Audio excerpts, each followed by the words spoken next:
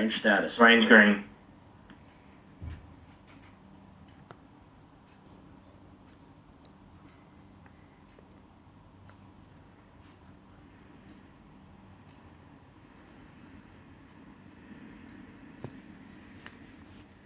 T-minus 40 seconds. Stable at step 3.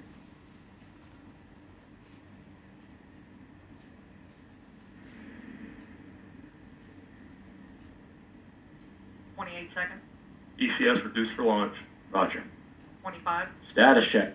Go Atlas. Go Centaur. Go AEHF-5.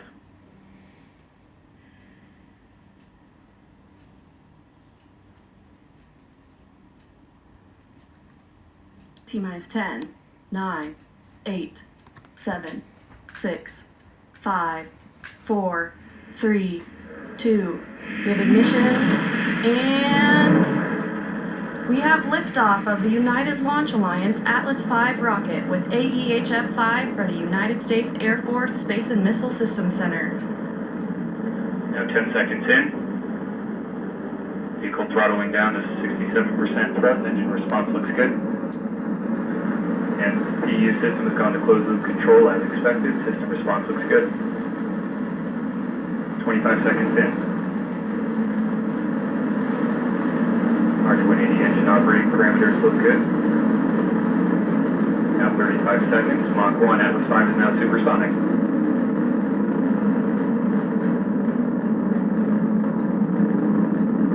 Now 45 seconds in. RD-180 continuing to look good. Now passing through max Q.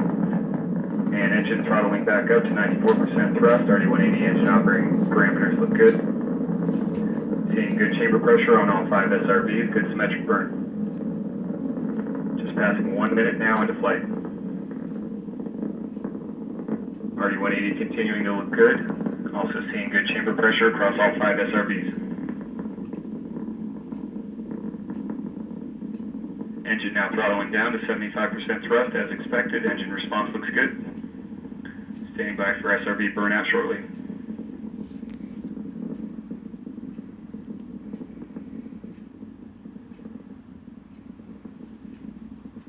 And we're seeing burnout on all 5 SRBs.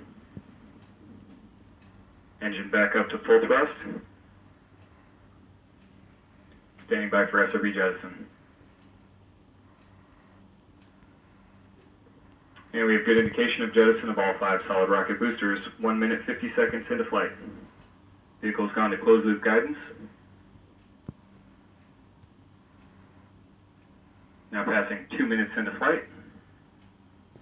Atlas V is now 38 miles in altitude, 48 miles downrange distance, traveling at 4,700 miles per hour. 2 minutes 15 seconds into flight. RD-180 engine operating parameters continue to look good at full thrust. Vehicle body rates looking good. Just under 2 minutes now remaining in the boost phase of flight.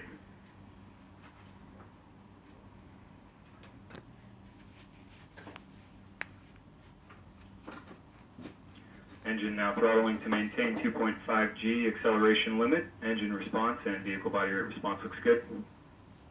RCS pyro valve has been fired. Reaction control system is pressurizing to flight levels.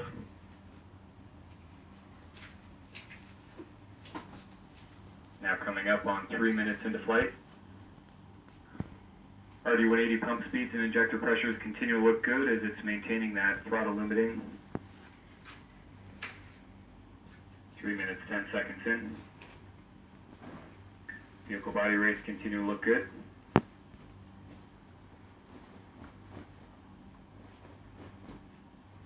Standing by for payload fairing jettison. And we have good indication of payload fairing jettison. And CSLR jettison complete as well. Vehicle now throttling back up to 95% thrust. Engine response looks good. 3 minutes, 40 seconds in.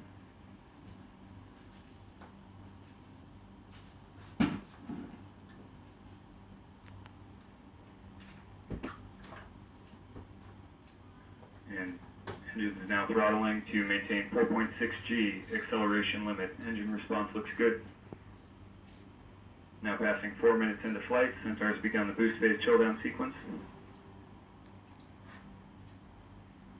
RD-180 engine continues to look good as it maintains that 4.6 G throttle acceleration limit.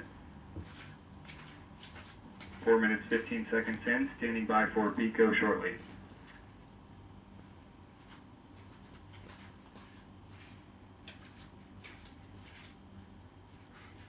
And we have BECO booster engine cutoff standing by for stage step. And we have good indication of the Atlas Centaur separation. We have pre-start on the RL-10, standing by for ignition. We have ignition and full thrust on the RL-10. Chamber pressure looks good, body rates look good. This first burn of today's mission will last approximately 7 minutes. Now at 5 minutes into flight, the Centaur is 110 miles in altitude, 500 miles downrange distance, traveling at 13,900 miles per hour. RL-10 chamber pressure continues to look good. Vehicle body rates also maintaining good values. 5 minutes, 20 seconds into flight. This is Atlas Mission Control at T plus 5 minutes, 30 seconds. Patrick Moore just confirmed the successful completion of the early phase of today's flight, and all systems continue to operate nominally. The mission is currently in the first of 3 Centaur engine burns. Our next event, Centaur main engine cutoff, will occur in approximately 7 minutes. I'm joined now by Lieutenant Corey Williams of the U.S. Air Force's Space and Missile Systems Center. Lieutenant, thank you so much for joining us today. Glad to be here, Amanda. So we've just seen a great liftoff of the 5th satellite.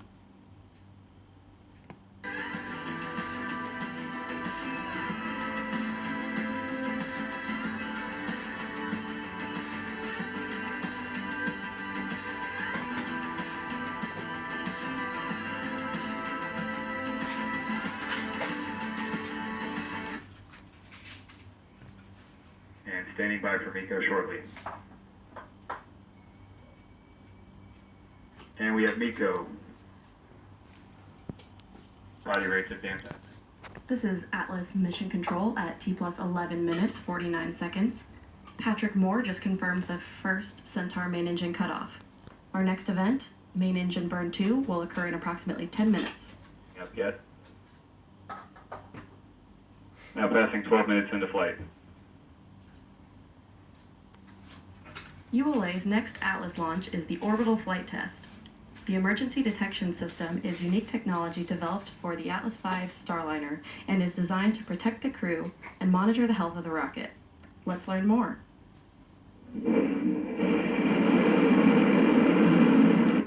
Production facilities where we build our Atlas V rockets. We're currently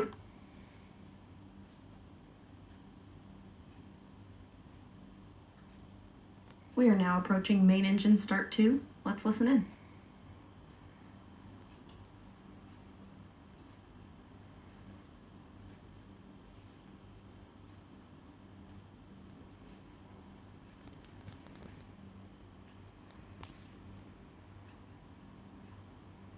And we have pre-start.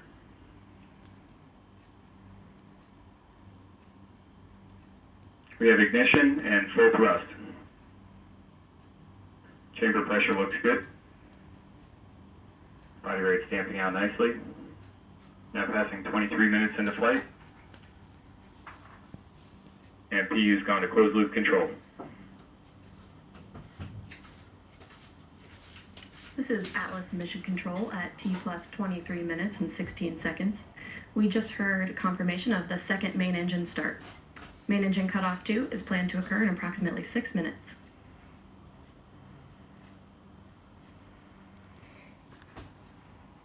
Now passing 23 minutes, 30 seconds into flight. Recently, we had the opportunity to hear from AEHF-5 trajectory engineer Tyler Strickland about the flight path that today's satellite is currently on. Let's hear what he had to say. Hi.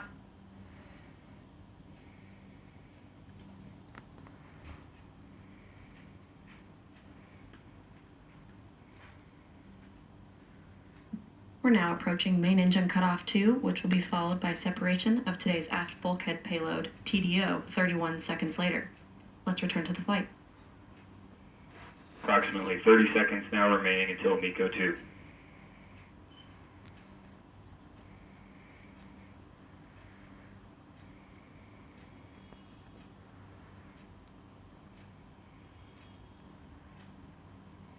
RL-10 chamber pressure continues to look good, and we will be standing by for MECO 2 in approximately 10 seconds.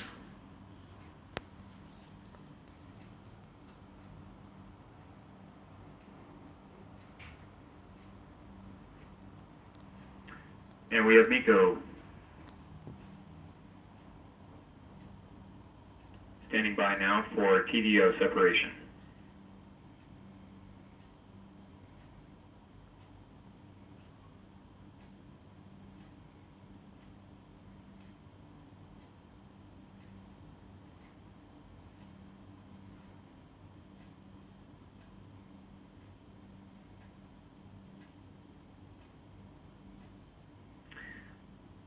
And we have good indication of separation of the TDO spacecraft.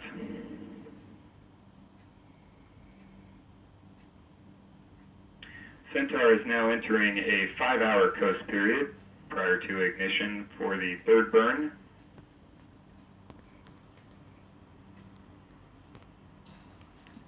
I'd like to thank Patrick Moore for his support of today's show. For continuing updates on the progress of today's mission through this 5-hour coast, the final Centaur burn, and through spacecraft separation, you can follow ULA's live launch updates blog at ulalaunch.com or join the conversation on Twitter and Facebook. We'll complete our live coverage with another look at today's liftoff, which occurred at 6:13 a.m. Eastern Time. I'm Amanda Sterling, and on behalf of the entire launch team, thank you for joining us and have a great day.